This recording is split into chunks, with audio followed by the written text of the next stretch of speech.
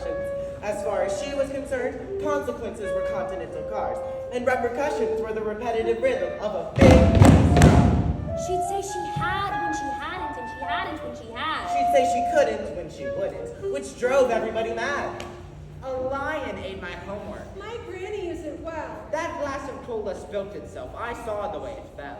I cannot go to school today. The doctor says I'm dying. I saw a giant porky pig, and guess what? It was flying. He didn't. She didn't. I didn't know. I wasn't there. I didn't see. It couldn't be. It never was because. Because She'd stuffed her stories with so many staggering slurs that she was sometimes sick from the incessant spinning of so many yarns. But she heard. So terrible, I'm scared to even say it aloud. So naughty, she knew she'd be in big trouble if she was ever found out. Worse than the time she forgot to pay a penny for those sweets. Worse than the time she broke her mother's mink vase. Even worse than the time she tried to test if the cat really did have 9 lives.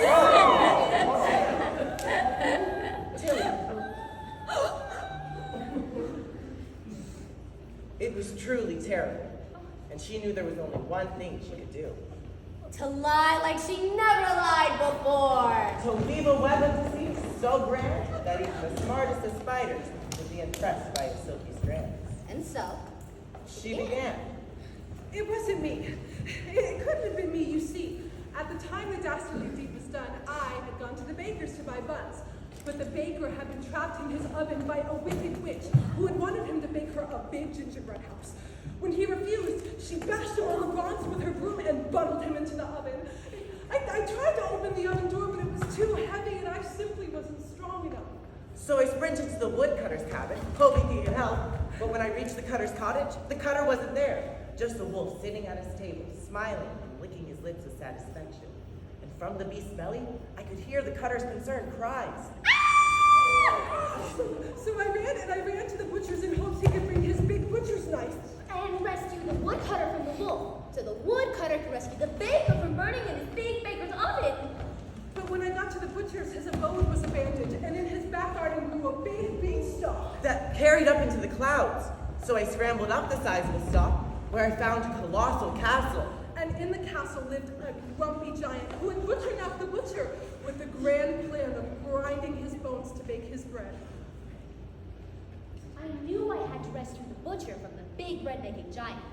So the butcher could rescue the woodcutter from the wolf, and the woodcutter could rescue the baker from burning in his big baker's oven. So I found the cage in which the ogre held his hostage, and passing a golden goose along the way, I snuck silently past the sleeping giant, and I acquired the key for the cage from the captor's clutches. So we shot down the stalk and into his shop, and then scuttled over to the cutters. Where the butcher rescued the woodcutter from the wolf.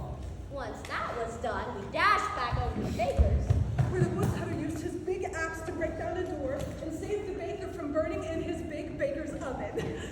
So once everybody was safe, we went back to the butcher's, where the woodcutter hacked down the beanstalk with his hatchet. And the butcher sliced up the wolf into fillets, And the baker baked it into a pie. which we all ate for supper. So you see, it simply couldn't have been me. For I was busy all day long. initially, everyone was satisfied by this extraordinary explanation. But as Tilly told her tallest of tales, something very strange began to happen. See, on the bottom of her back, just above her mouth, she began to feel a bizarre bump that hadn't been there before. And as her tail got bigger and bigger, so did the bump. It was only to be described as a tail was attached to her tongue. She was forced to start telling more tales to keep her tail under wraps. But with every tail, her tail grew bigger and stronger and longer and longer and longer and longer until finally, Tilly's tail started making mischief all by itself.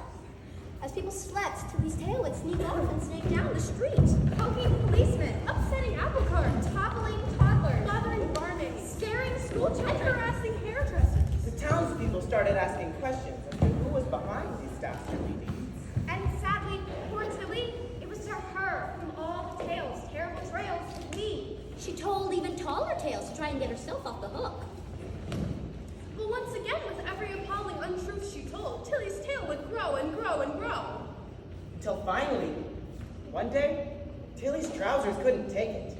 Oh, the seams stretched and the stitches slowly started to snap until finally, with one exhausted but triumphant tear, Out burst this big, thick, black People were shocked and looked at Tilly with surprise. What was this monstrous appendage that they saw before their They eyes? began to get suspicious and question what was true. And soon they remembered that terrible thing she'd sworn she didn't do. So terrible, I'm scared to say it out loud. Worse than when she cheated on her English examination. Oh, worse than the time she replaced Mummy's medicine with Sweetie's. Worse than the time she put her bunny in the oven.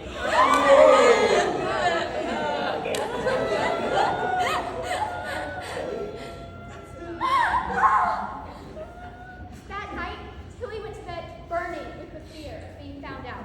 What if they spoke to the baker or the woodcutter? Or the butcher. If they did, they were sure to know she was living, and then they would know the terrible truth. But it wasn't just Tilly who was troubled. Tilly's tail began to fear for its very existence. So, it decided to take matters into its own. Hands.